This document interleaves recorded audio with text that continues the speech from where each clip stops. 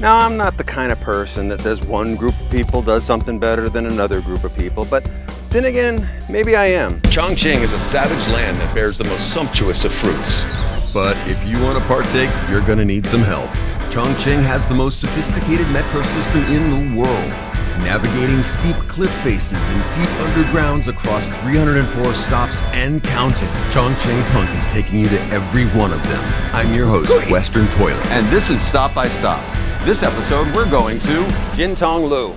And pay attention because I've got big feelings about this place. This is a whole new area for Chongqing, and it's mostly filled with malls, as one woman told us on the train.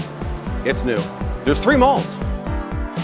I hear tell that malls in the West are all getting closed up like ghost towns, while it's getting crazy here. There's malls almost everywhere. In fact, 45% of all China is now covered in malls.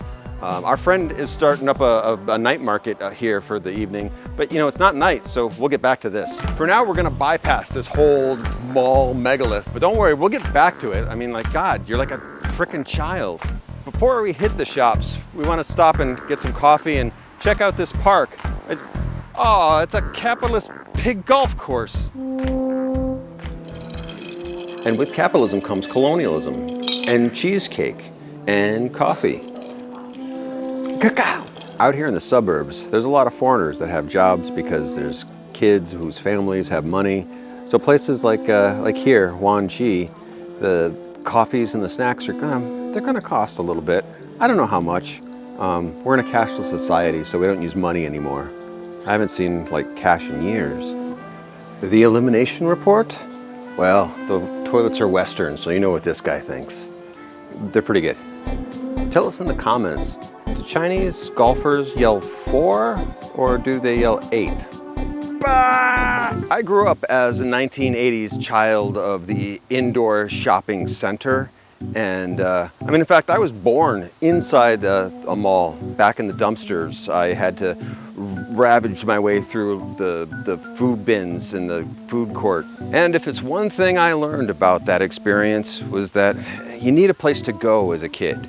Children, young teenagers, they need to hang out in some place that's safe, some place that's not filled with allergies and bugs. And these are the reasons why people move to the suburbs. You want nice, safe places to shop, places where kids can play on mechanical toys and you can, safely just be a family. I've been waiting for this bus for an hour. This is exactly what I'm talking about. In malls, in the suburbs, you don't come up with this kind of shit. I guess if you have a pet store at a mall, you could have snakes in a pet store, but you keep those in an aquarium. You don't let them wander around like this, willy-nilly.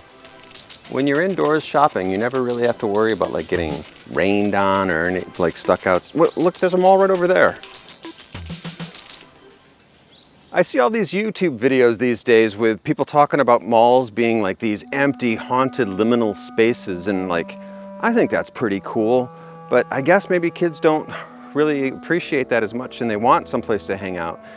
Maybe that's why China is just has a foot into just, is China the future? If having malls rampant over 50% of all of your land mass is any indication, then it just might be the only way for us to go. Now, I'm not the kind of person that says one group of people does something better than another group of people, but then again, maybe I am. Why is there so much fucking wilderness in this city? How the hell did we end up in the middle of nowhere? Take me to the goddamn mall.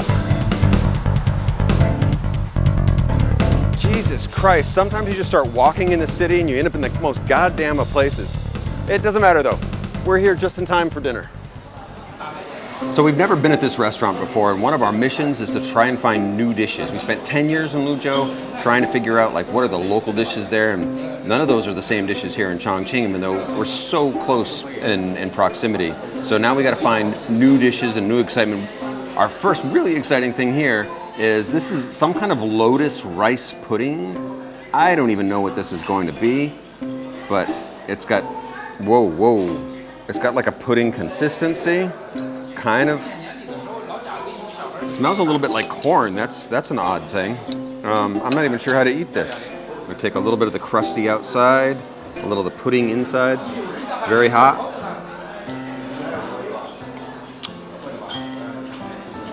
It's very smooth. It's almost like what's that corn, that breakfast corned beef hash? It's like corned beef hash, not as meaty flavor, but that.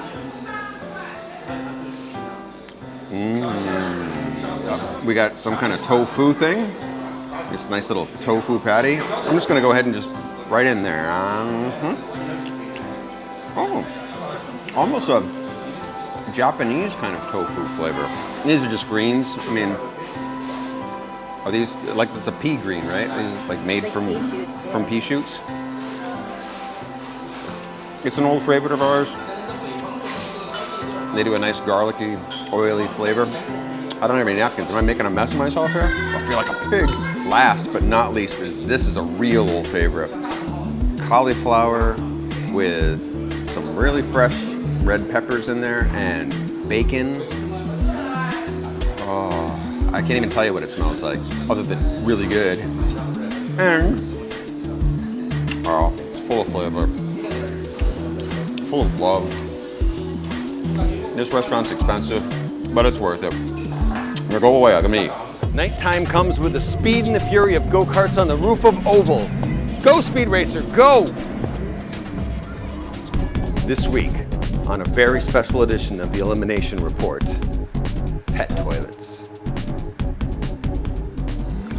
They're clean, they're modern, they're for all pets, except for snakes. Look, it's Garrett from the comedy group. Hey. This is the night market, and we showed you a little bit of it earlier, but like we're back now, and it's hustling and it's bustling. Yeah. This is Sasa. She's the queen of comedy in Chongqing. Don Wong, Ali Wong, forget about those Wongs. She's far more important. You sold $200 worth of stuff? Yeah, I sold 200 kwai, which is better than dollars here. Yeah. Yeah. So what do you put together here? Yeah, so you mean here? Yes, it's just a second-hand market. So our topic is very eco-friendly. So that's the okay, sorry. One guy had a dog collar on and he let me pull his dog collar. Oh? So that was exciting. Did he charge you? No. Our title is kind of like the eco-friendly, like the market. So for me, I just want to make the second-hand stuff useful again. All right. Yeah. Stay healthy, stay hydrated. Well, I'm looking for some juice. I'm gonna go juice up. So you're gonna do it again? Yes, we will. I already talked to the mall. We will do it regularly every week at this mall. Every week. That's awesome. See you later, Pete. Pee-pee. Definitely. Yeah.